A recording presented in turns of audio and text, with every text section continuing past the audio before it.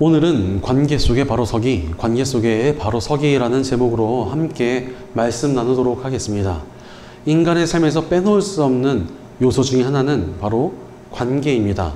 태어날 때부터 우리는 부모님을 만나게 되고 형제 자매들을 만나서 관계를 맺게 됩니다. 그 이후로도 친구나 선생님, 선후배, 동료 등등 정말 다양한 만남을 가지고 관계를 맺습니다. 이렇게 맺게 되는 관계들 가운데 좋은 사람들만 가득하다면 참 좋겠지만 안타깝게도 별별 이상한 사람들을 만나게 될 때가 정말 많습니다. 남자분들이 군 생활을 힘들어하는 이유가 무엇입니까? 직장 훈련이나 불편한 숙소도 굉장히 괴롭지만 그곳에서 이상한 사람들 만날 때가 정말 많기 때문에 그렇습니다. 직장 생활도 어떤 사람들과 함께 하느냐가 굉장히 그 직장 생활의 삶의 질 자체를 바꿔놓습니다. 월급도 안정적이고 복지가 아무리 좋은 회사라도 사람들이 너무나 별로면은 그 회사를 계속 다니기는 쉽지 않을 것입니다. 교회도 마찬가지로 신앙생활을 하다 보면은 또 이상한 사람을 만날 때가 있습니다. 아무리 목사님의 설교가 좋고 교회 시설이 괜찮아도 이상한 사람이 많으면 그 교회를 계속 다니기가 쉽지 않습니다. 어디든 잘 맞지 않고 이상한 사람, 또 특히 악한 사람이 있으면 굉장히 괴로워집니다. 그런데 문제가 더 있습니다. 러시아의 대문호 톨스토이가 안나 카레니나라는 소설에서 행복한 가정은 모두 비슷하지만 불행한 가정은 불행한 이유가 제각기 다르다라는 말을 썼습니다. 그런데 좋은 사람과 악한 사람에게도 정말 이 말이 딱 맞는 것 같습니다. 좋은 사람들은요, 다들 비슷하게 괜찮습니다. 원만하고 배려심이 있고 매너도 좋고 온유하고 밝습니다. 그런데 악한 사람들은 어떻습니까? 아주 버라이어티하게 상태가 안 좋습니다. 아주 다양한 방법으로 우리를 힘들게 만듭니다. 어떤 사람들은 굉장히 어둡고 부정적이어서 그 사람과 가까이 있기만 하면은 처지고 기분이 안 좋아집니다. 또 어떤 분들은 죄에 대해서 굉장히 쉽게 생각하고 쉽게 죄를 짓고 그 죄를 권하기까지 하는 악한 사람들도 있습니다. 생각보다 굉장히 멀쩡해 보이는데 지내다 보니까 너무나 이기적인 사람들도 있습니다. 지 밖에 모르고 남 생각 전혀 안 하는 사람들이 있다는 것입니다. 또한 겉으로는 좀 괜찮아 보이는 사람이었는데 지내다 보니까 악의를 가지고 뒤통수를 치는 사람들도 있습니다. 아주 미묘하게 치사하고 짜증나게 구는 사람들도 있습니다. 이런 분들이 주위에 있으면 어떻습니까? 굉장히 다양하게 힘이 듭니다. 워낙 다양한 방법으로 사람을 힘들게 하니까 또 딱히 대책도 잘 보이지가 않습니다. 그래서 주변에 악한 사람이 하나 생기면 그 사람 때문에 마음이 정말 많이 힘들어집니다. 짜증도 나고 미워하는 마음도 생깁니다. 심지어는 사람 하나 때문에 우울감에 빠질 때도 있습니다. 그러다 보니까 그 사람 때문에 뭘 좀 하기가 싫어지기도 하고 의욕도 떨어집니다. 때로는 정말 그게 상처받아가지고 분노하고 미워하게 될 때도 있습니다. 심지어 정말 해를 끼치고 싶은 충동까지도 들고 미움의 죄에 빠질 때도 있습니다. 아니면 견디다 못해가지고 다투거나 화를 내면서 관계를 깨뜨려 버릴 때도 있습니다. 안타깝게도 이 세상에는 악한 사람들이 정말 많이 있고 우리는 그 가운데서 상처를 받게 됩니다. 게다가 악한 사람들의 종류도 너무나 많아가지고 어떤 처세술로 그들을 극복해내는 것도 쉽지가 않습니다. 그렇다면 우리는 대체 어떻게 살아가야 되겠습니까? 우리가 맺게 되는 수많은 관계들 사이에서 우리가 대체 어떻게 살아가야 하냐는 것입니다. 바로 크리스천다운 삶을 지켜내며 바로 서 있어야 합니다. 어떤 상황이 있어도 어떤 사람을 만나더라도 믿음의 사람다운 그런 삶을 살아야 된다는 것입니다. 다른 사람에게 집중하지 말고 내가 내 삶을 어떻게 바로 세워갈 것인지에 집중해야 한다는 것입니다. 그래야 악한 자들이 우리를 괴롭게 하더라도 끝까지 우리 스스로를 지키며 바로 설 수 있기 때문에 그렇습니다. 오늘 말씀을 전해준 사도 바울도 관계 가운데 그렇게 자신을 지키며 살아라 이렇게 말을 해주고 있습니다. 바울이 오늘의 말씀을 전해준 데살로니가 교회에 이단이 들어왔습니다. 그런데 그들을 한꺼번에 쫓아낸다는 것은 좀 쉽지 않은 문제였습니다. 완전히 이단에 빠진 사람도 있고 약간 휩쓸린 사람도 있으며 그 이단인지 아닌지 좀 오락가락하면서 어느 게 옳은지 우왕좌왕하는 사람들도 있었기 때문에 그렇습니다. 기준이 명확하게 해가지고 쫓아내기가 쉽지 않았다는 것입니다. 그래서 바울은 어떻게 해야 될 것인가에 대한 핵심을 제시합니다. 오늘 말씀 14절을 보면 이 편지에 담긴 우리 말에 복종하지 아니하거든 이라고 말합니다. 바울은 악한 이단들에게 고통받고 있던 데살로니가 교회에게 말씀을 붙들어라 이렇게 이야기를 하고 있는 것입니다. 지금 내가 보낸 편지, 바로 이 말씀을 붙들고 이 말씀에 복종하지 않는 사람들을 좀 주의하라는 것입니다. 말씀이 기준이 되어야 된다라고 지금 말하고 있는 것입니다. 악한 자들에게 휘둘리지 말고 말씀을 단단히 붙들어야 된다는 것입니다. 바로 우리 크리스천들은 하나님의 말씀을 쫓아 살아가는 사람들입니다. 악하고 이상한 사람들에게 끌려다닐 이유가 없다는 것입니다. 바로 말씀이 우리 삶의 기준이어야 되고 말씀이 우리 삶을 이끄는 수레가 되어야 된다는 것입니다. 바로 말씀이 우리의 기준이 되어야 됩니다. 그런 의미에서 살다가 보면은요, 나랑 성향이 잘 안 맞는 사람을 만날 때도 있습니다. 저도 예전에 사역을 하다가 어떤 전도사님 한 분을 만났는데 성격이 너무 안 맞는 겁니다. 이분은 너무 감성적이고 그러면서도 또 좀 별 중요하지 않은 거에 너무 집착을 하는 거예요, 사람이. 정말 성격이 너무너무 안 맞아가지고 굉장히 힘들었지만 어찌됐건 둘 다 하나님의 일을 하겠다. 여기 있는 영혼들을 구원하고 잘 양육하겠다. 이런 목표의식은 확실했습니다. 그래서 서로 조심하면서 그냥 동역을 했습니다. 바로 서양이 다르더라도 말씀 안에서 우리가 하나라면 우리는 그저 인내의 열매를 맺으며 동역하면 됩니다. 뭐 굳이 그 사람과 어설프가 어디 있겠습니까? 오히려 그 사람과 다투는 것은 하나님의 뜻을 어긋나는 것입니다. 하나님의 뜻이 아닌데 그냥 단순히 안 맞는 사람은 그냥 견디고 나가야 된다는 것입니다. 하지만 내 마음에 너무나 들고 괜찮은 사람을 만났더라도 그 사람이 말씀에서 완전히 어긋난 사람이다. 그렇다면 조심해야 된다는 것입니다.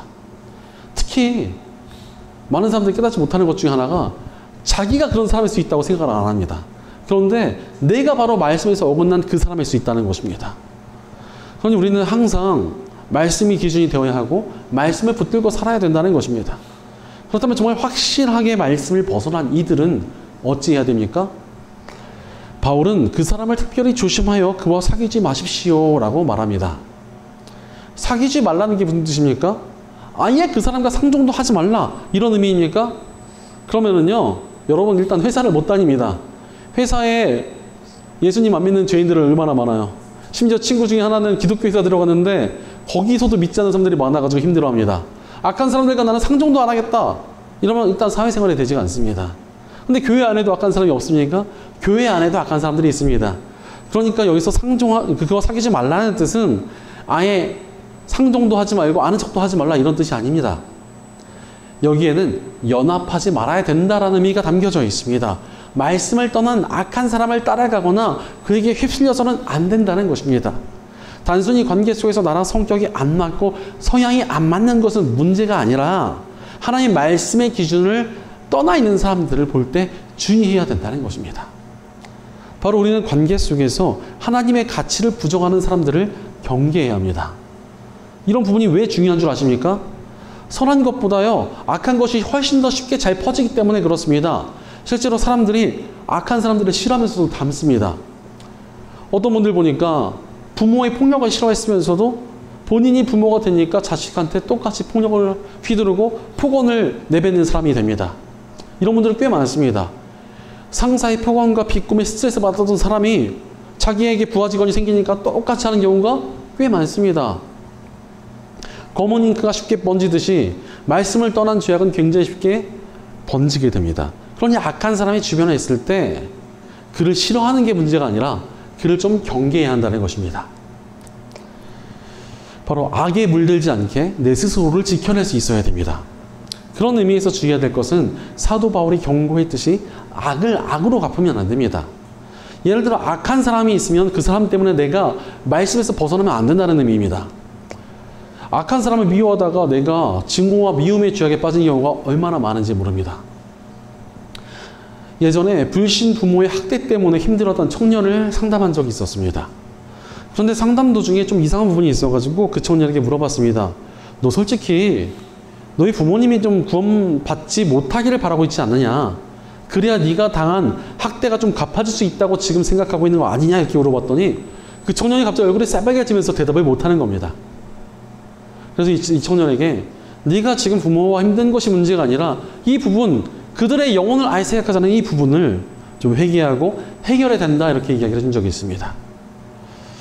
악한 사람 때문에 믿음이 있다는 크리스천이 영혼을, 그것도 자신의 가족이 심판받기를 바란다면 뭔가 좀 잘못된 건 아니겠습니까? 이 세상에 악이 넘쳐난다고 우리가 거기에 휩쓸려서는 안 됩니다. 세상 사람들이 다 죄 짓는다고 나도 똑같이 죄 지어도 된다, 이러면 안 된다는 것입니다. 그러니 제일 중요한 것은 바로 스스로를 잘 지켜내는 것에 있습니다. 이렇게 스스로를 잘 지켜내기 위한 가장 좋은 방법이 무엇인 줄 아십니까? 그냥 경계만 하는 것이 아니라 적극적으로 도전하는 것입니다. 공격이 최선의 방어라는 말이 있듯이 우리가 악한 이들을 그냥 경계하고 가만히 놔두는 게 아니라 그들이 변화될 수 있도록 이끌어주는 것이 필요하다는 것입니다.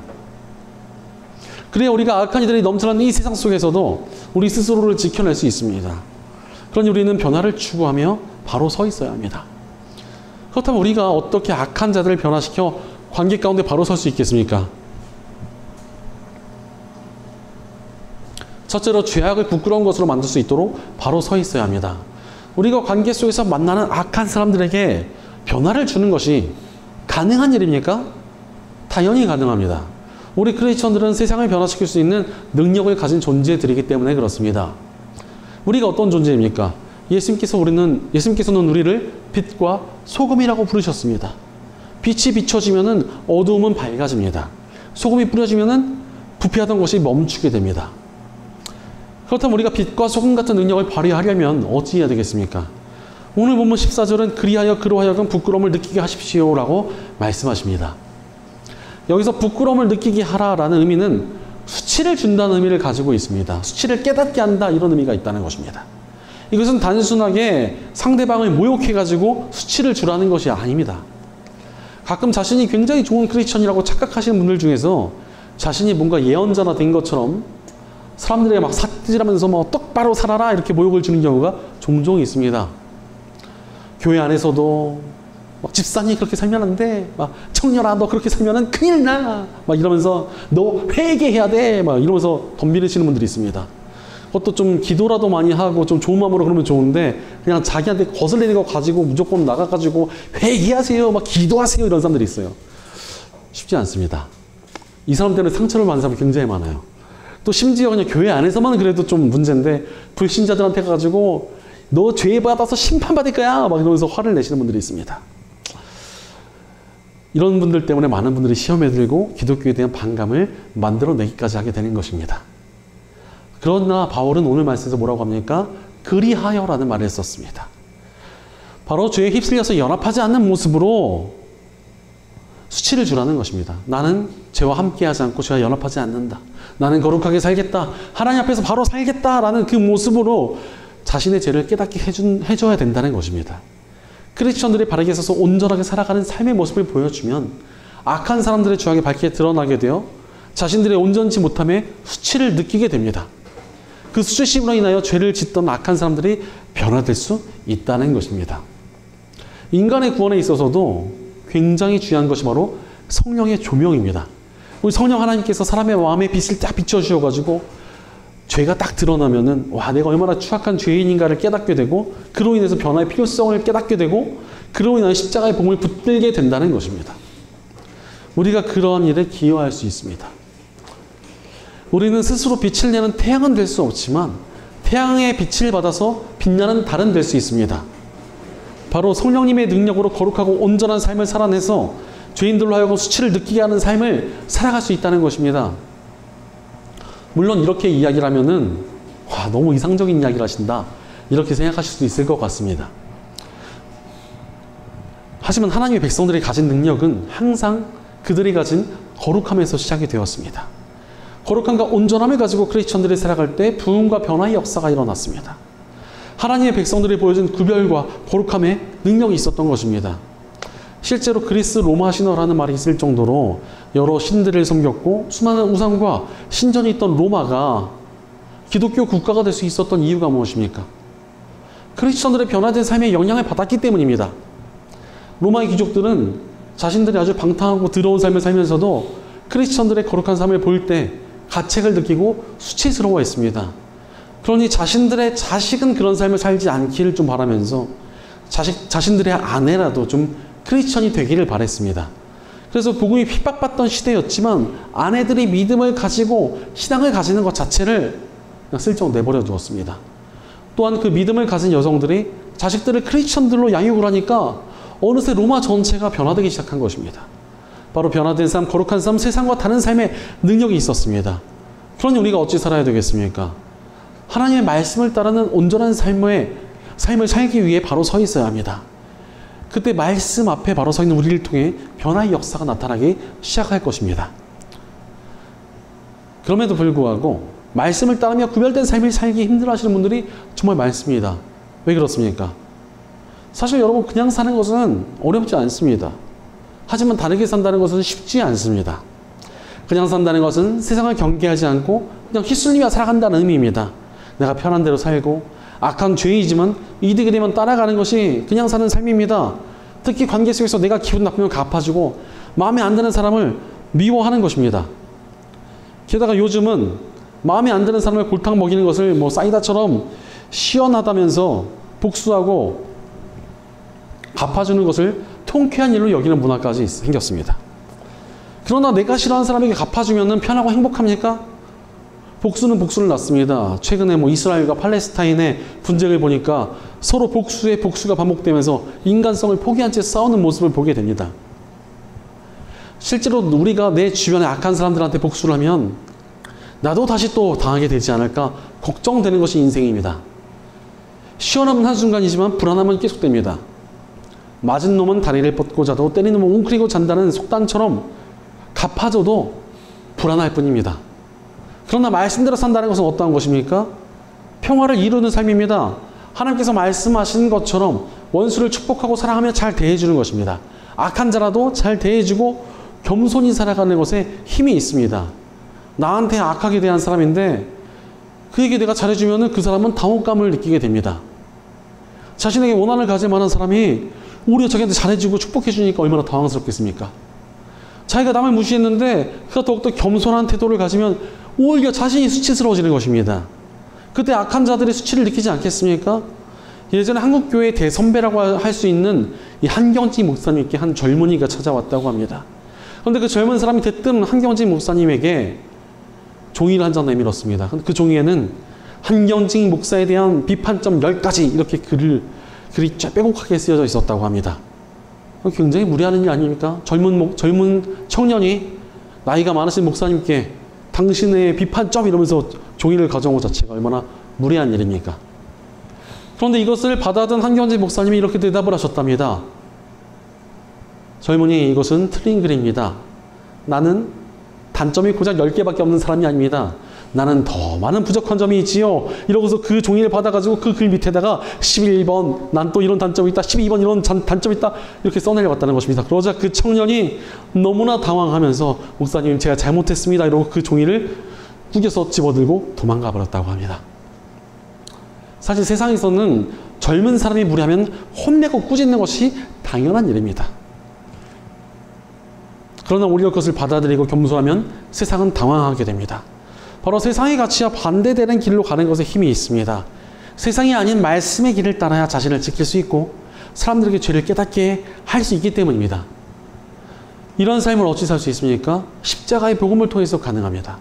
우리는 십자가의 복음을 통해 새로운 피조물이 되었습니다. 세상에 속한 사람이 아닌 하늘에 속한 새로운 존재가 된 것입니다. 그러니 세상과 다른 삶을 살아갈 힘이 생겼습니다. 우리는 세상의 가치를 넘어 하늘의 가치를 바라보는 사람들이기 때문입니다. 지금 나의 행동이 하나님 나라에서 어떤 가치가 있는가를 볼 수 있게 되었습니다. 악한 사람들에게 나도 똑같이 악으로 갚는 것은 하나님 나라에서는 책망받을 일입니다. 하지만 악한 자를 잘 대해주고 예수님의 길을 따르는 것은 하늘의 상급이 쌓이는 일입니다. 게다가 악한 자도 잘 대해주는 것은 사람의 마음을 움직여서 변화의 역사를 이룰 수 있는 하나님의 방법입니다. 그러니 우리는 복음을 통해 깨달은 하나님 나라의 가치로 인해 세상과 다른 선택을 할 수 있게 됩니다. 바로 우리는 거룩함과 겸손함으로 죄인들에게 수치를 줄 수 있는 거룩한 삶을 살아갈 수 있게 된 것입니다. 그러니 저 하나님 나라를 바라보며 거룩과 겸손을 갖추고 바로 서 있어야 합니다. 우리 예수님께서도 세상과 다른 겸손과 자비의 길을 가지 않으셨습니까?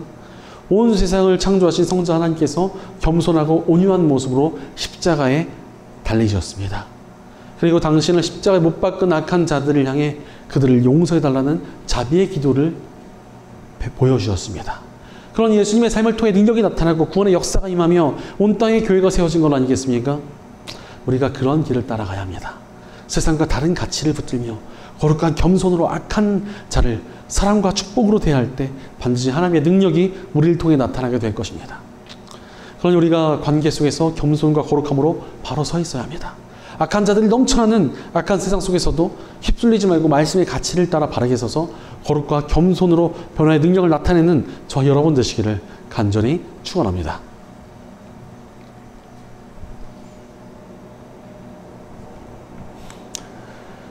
둘째로 온유함을 가지고 바로 서 있어야 합니다. 우리가 예수님을 닮아가며 거룩하고 겸손한 모습으로 사람을 변화시키기 위해 어떤 태도를 가지고 있어야겠습니까? 바로 온유한 태도입니다. 우리 예수님께서 우리에게 온유함으로 변화를 일으키셨기 때문입니다. 예수님께서는 거친 변화를 일으키지 않으셨습니다. 전쟁을 일으켜가지고 총칼을 들이밀면서 믿어 이렇게 하시지 않으셨다는 것입니다. 오히려 그런 방법으로는 변화가 되지 않습니다. 유럽 국가들이 아프리카의 많은 나라들을 식민지로 삼지 않았습니까? 그들이 그렇게 다른 나라들을 식민지로 삼으면서 교회도 세우고 믿음을 얻도록 강요도 했습니다. 그러나 아프리카에 있는 많은 나라들이 독립 이후에 이슬람교를 택했습니다. 바로 자신들을 괴롭히던 기독교를 믿기는 싫다면서 이슬람교를 택한 것입니다. 바로 강하고 거친 방법으로는 변화가 일어나지 않습니다. 예수님의 길이 아니기 때문에 그렇습니다. 예수님께서는 우리를 온유한 길로 인도해 가십니다. 오늘 본문 15절을 보면 그러나 그를 원수처럼 여기지 말고 형제 자매에게 하듯이 타이르십시오 라고 말씀하십니다. 악한 자라도 그를 원수처럼 여기지 말고 형제 자매처럼 온유하게 대하라는 것입니다. 사실 기독교 공동체에서 사람들이 시험에 빠지는 이유가 무엇입니까? 잘못한 사람을 무슨 원수마귀의 종처럼 취급하고 믿음이 없는 사람을 그냥 사탄처럼 여깁니다. 그러니까 점점 더 기독교 공동체가 자기들끼리만 모이는 배타적인 모임이 되고 새롭게 믿는 이들이 적응을 못하는 것 아니겠습니까? 그러나 결코 잊지 말아야 될 것이 있습니다. 관계를 파괴하는 것은 절대 옳은 일이 아닙니다. 심지어 교회 공동체 안에서 강하고 거친 모습으로 사람을 시험 들게 하는 것은 예수님의 몸된 교회를 해치는 일입니다. 그러니 어찌해야 됩니까? 온유한 모습으로 바로 서 있어야 합니다. 어떤 분들은 뭐 구약을 들먹이면서 거룩한 분노, 거룩한 전쟁 이런 이야기를 하면서 좀 강하게 해야 된다 이렇게 말을 합니다. 그러나 우리는 신약의 백성입니다. 온유하신 예수님을 따라 온유하게 사는 것이 능력이 된 시대를 살아가고 있습니다. 그러니 우리는 온유한 모습으로 바로 서 있어야 합니다. 그런데 지금 우리가 살고 있는 시대는 굉장히 폭력적이지 않습니까? 폭력적이고 거친 정신들이 이 시대에 가득합니다. 뭐 영화나 드라마 봐도 칼로 찌르고 서로 죽이고 때리고 이런 것도 얼마나 많이 나옵니까? 세상 사람들 봐도 얼마나 거칩니까? 이런 시대에 우리가 온유함을 붙들지 않으면 우리는 이 세상에 가득한 이 약한 정신에 물들어 버립니다. 그러니 온유함을 굳게 붙드는 것이 나를 지키는 길이며 이 세상을 변화시키는 능력을 나타내는 길입니다. 그러니 우리는 온유함을 붙들고 바로 서 있어야 합니다. 그럼에도 불구하고 온유함을 포기하는 사람들이 굉장히 많습니다. 왜 그렇습니까? 부드럽게 해봐야 변화가 일어나지 않을 것이라 믿기 때문입니다. 변화를 일으키려면 강한 방식이 필요하다고 믿는 사람들이 굉장히 많습니다. 변화를 일으키려면 뭐 강한 방식이 필요하다 이러면서 두들겨 패고 혼내야 변화가 된다, 뭐 때려야 변화가 된다 이렇게 생각하는 사람들이 굉장히 많아 보입니다. 그러나 뭐 진짜 그렇습니까? 강압으로 인한 변화는 잠깐에 불과합니다. 오히려 더 큰 반발로 돌아옵니다. 어떤 청년은 어린 시절 이 장난감을 좋아하는 것이 못마땅하다고 그 아버지가 이 친구의 장난감을 다 때려 부셔버렸습니다. 심지어 얼마나 악독하게 그걸 부셔버리셨든지 이 친구의 망치를 쥐게 하고 그 청년의 손으로 직접 자기 장난감을 부수게 했습니다. 이 청년이 장난감 못 산 것에 대한 아주 큰 상처와 아픔이 생겼습니다. 이 친구가 그러니까 장난감을 끊었겠습니까? 절대 그렇지 않습니다. 나이가 들어서 돈을 벌기 시작하니까 그때와 차원이 다른 가격의 장난감을 사 모으기 시작했습니다. 뭐 피규어라고 하지요. 그때 뭐 한을 풀려는지 거의 뭐 몇 천만 원 정도의 장난감을 사 모았습니다. 제가 볼 때는 1000만 단위가 아닐 수도 있겠다는 생각도 들어요. 그 윗단위가 아닌가. 거의 집 한 채 작은 거 살 정도의 장난감을 모아놨습니다. 집이 너무너무 가득 차가지고 집 한 채를 다 채울 만큼 장난감을 사모았습니다. 이 아버지가 얼마나 뒷목을 잡겠습니까? 그러나 변화는 강함으로 되지 않습니다. 온유함으로 인한 변화는 느려 보여도 진정한 변화를 이뤄가게 됩니다. 해와 바람에 대한 동화도 있지 않습니까? 해와 바람이 나그네 옷을 벗기는 내기를 했다고 합니다. 그런데 바람이 먼저 강하게 몰아쳐도 나그네 옷은 벗겨지지 않았습니다. 반대로 햇빛이 뜨겁게 비춰지자 나그네가 옷을 벗었다는 것입니다. 바로 따스한 햇빛 같은 온유함이 변화를 일으킬 수 있습니다. 그럼 우리는 따뜻하고 온유한 모습으로 바로 서 있어야 합니다. 그렇다면 우리가 어찌 그렇게 온유한 모습으로 살아갈 수 있겠습니까? 복음 안에서 가능합니다. 예수님께서 우리에게 무엇을 주셨습니까? 정말 따뜻한 사랑을 주셨습니다. 죄인인 우리를 위하여 당신의 생명까지 바치신 뜨거운 사랑을 주신 것입니다.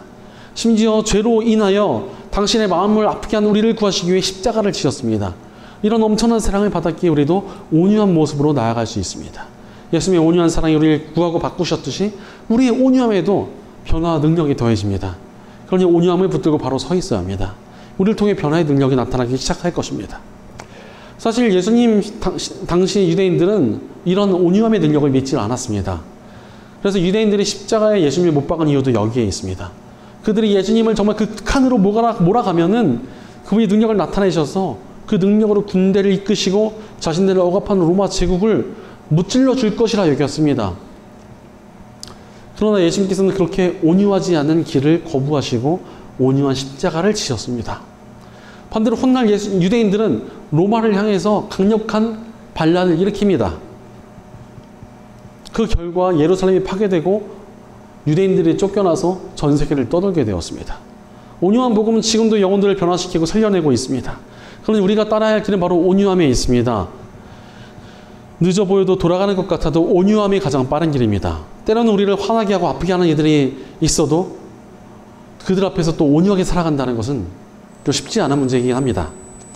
그러나 빛은 자신을 태워서 어둠을 밝히고 소금은 자신을 녹여서 부패를 막습니다. 마찬가지로 자신을 내려놓는 온유함이 악함을 끊어내고 변화를 일으킵니다. 그러니 우리는 온유한 모습으로 빛과 소금처럼 바로 서 있어야 합니다. 우리를 통해 변화의 능력이 나타나기 시작할 것입니다. 악한 자들이 넘쳐나는 악한 세상 속에서도 휩쓸리지 말고 온유한 예수님의 십자가를 따라 바르게 서서 온유함으로 변화의 능력을 나타내는 저와 여러분 되시기를 간절히 축원합니다.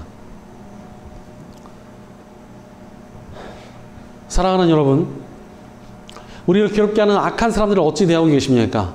그저 싫어하고 미워하고 갚아주면 피한다고 해결이 되지 않습니다. 악한 세상에 이 악한 자들은 끊임없이 나타날 것이기 때문입니다. 우리는 그저 말씀 붙들며 크리스천답게 살아가면 됩니다. 바로 크리스천다운 거룩함과 온유함을 붙들고 악한 자들을 변화시키기 위해 도전해야 합니다. 그래야 우리의 삶을 지킬 수 있고 세상의 변화의 능력을 나타낼 수 있습니다. 심지어 악한 자가 변화되지 않더라도 변화를 향해 나아간 우리의 발걸음이 하나님 나라에서 칭찬받을 수 있습니다. 온유하고 거룩하게 살아가는 모습을 통해서만 하나님의 능력과 복음의 역사가 온전히 나타날 수 있기 때문입니다. 복음이는 하늘에 갇혀있는데 세상과 똑같이 살면서 어찌 하늘의 능력을 나타낼 수 있겠습니까? 남들과 다른 거룩하고 온유한 삶의 능력과 변화의 역사가 있습니다. 우리가 흔히 감리교회 창시자라고 알고 있는 존 웨슬리라는 사람이 있습니다. 하지만 이 사람은 사실 감리교를 창시한 적이 없습니다. 그는 타락한 성공의 교회를 바꾸고자 노력했지만 자신은 성공의 교회를 사랑한다면서 새로운 교단을 만들진 않았습니다. 그리고 끝까지 성공의 목회자로 살다가 죽는 온유함을 보였습니다. 그럼에도 그를 통해서 교회가 변화되고 영국 사회가 변화되었습니다. 존 웨슬리가 이뤄낸 유명한 변화 중에 하나가 바로 드라이타운입니다. 영국에서 여행을 하던 한 사람이 한 마을에 도착을 했다고 합니다. 여행에서 지친 그 사람은 시원한 맥주를 한 잔 마시고 싶어서 가게에 들어갔습니다. 그런데 가게들마다 저희 가게는 술을 팔지 않습니다 라고 말을 하더랍니다. 아무리 돌아다녀도 술을 파는 가게가 없었습니다. 짜증이 난 이 사람이 가게 주인에게 물어봤습니다. 대체 이 마을은 왜 술을 파는 가게가 없습니까? 라고 물어봤습니다. 그래서 가게 주인이 이 마을은 술을 팔지 않습니다. 50년 전에 존 웨슬리라는 사람이 이곳을 지나갔거든요 라고 대답을 했습니다. 바로 웨슬리가 활동하던 시절 이 영국 사회는 술로 인한 폐해가 정말 극에 달해 있었습니다. 그러나 그가 온유하고 거룩한 모습으로 전도를 하자 사람들이 변화되었고 술을 팔지 않겠다라고 결단하고 그것을 지키는 마을들이 생겨난 것입니다. 그것이 바로 드라이타운이라 불리는 마을입니다. 술을 안 팔아서 드라이하다. 술을 안 파는 마을이라는 뜻입니다. 엄청난 변화 역사 아닙니까? 거룩하고 온유한 삶이 이러한 능력이 있습니다. 우리도 얼마든지 이렇게 놀라운 변화 역사를 이뤄낼 수 있습니다. 그렇게 쓰임받기 위해서 온유하고 거룩한 모습을 가지고 바로 서 있어야 합니다. 그래야 우리 삶이 단단하게 세워지고 우리를 통해 변화의 능력이 나타날 것입니다. 그러니 관계 가운데 흔들리지 않고 바른 삶을 살아갈 사람은 누구입니까? 말씀 붙들며 자신을 지키며 살아가는 저 여러분입니다. 악한 자들을 변화시키는 능력을 나타낼 수 있는 사람은 누구입니까? 예수님을 따르며 크리스천다운 거룩하고 구별된 삶을 사는 저와 여러분입니다. 삶 속에서 엄청난 능력을 나타내며 쓰임받는 빛과 소금이 될 사람은 누구입니까? 온유하고 겸손한 모습으로 변화를 위해 한 걸음씩 나아가는 저와 여러분입니다. 자신의 주변과 온 교회와 이 나라와 열방을 변화시키는 데 쓰임받은 사람은 누구입니까? 거룩하고 온전한 모습을 통해 예수님을 닮아가는 저와 여러분입니다. 악한 자들이 넘쳐난 악한 세상 속에서도 휩쓸리지 않고 거룩하고 온유함으로 바르게 서서 예수님을 닮은 모습으로 변화의 능력을 나타내는 저 여러분 되시기를 주의 이름으로 간절히 축원합니다. 기도하겠습니다. 우리를 통해 변화의 역사를 예배하신 하나님 감사합니다. 하나님께서 우리의 관계를 통해 변화의 역사를 이루고자 하시는데도 불구하고 관계의 어려움과 아픔 속에 사명을 놓치지는 않았는지 우리의 삶을 돌이켜봅니다. 그러나 이제 우리가 다시 사명을 붙들기 원합니다. 하나님께 주신 관계들의 이유와 사명이 있음을 잊지 않게 하옵소서. 관계 속에서 만나는 악하고 안 맞는 이들에게 휘둘리는 것이 아니라 말씀 붙잡고 단단히 바로 서게 하여 주옵소서. 주님 안에 바로 서서 거룩함과 온유함으로 변화의 능력을 나타내게 하옵소서. 늘 거룩함과 온유함을 통해 세상과 다른 모습으로 서서 하나님께서 나타내시는 변화의 능력을 거침없이 흘려보내는 통로가 되게 하여 주시옵소서. 우리 공동체 가운데도 함께 해주셔서 우리가 서로 다를지라도 말씀 안에서 하나 되어 함께 세상을 변화시켜가는 거룩하고 온유한 공동체가 되게 하옵소서. 언제나 우리와 동행하시며 변화를 일으켜 주시는 우리 주 예수님의 이름으로 기도드립니다. 아멘.